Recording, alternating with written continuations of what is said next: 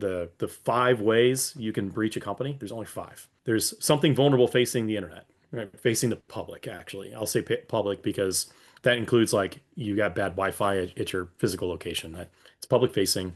The second one is abusing internet facing authentication. So this is also, we know this because it's like, well, don't you use MFA and use multi-factor. Well, guess what?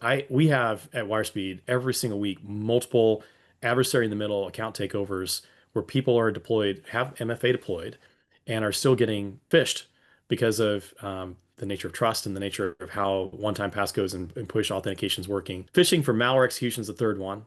If you stop and think about it, like I want to get code running on an endpoint, we see this less now, which is fun. Why is that?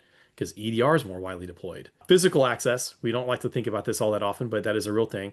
And that could be as simple and dumb as the person who picks up the USB drive and puts it in. And then the last one is supply chain attacks. And we all think of it as like the XE utils or think of it as like the solar winds one, but in my definition, I include human supply chain. So if you have a third-party IT or business process outsourced provider and they're compromised, they're in your supply chain. Those 5 ways, if you just understand those 5, there's only 5.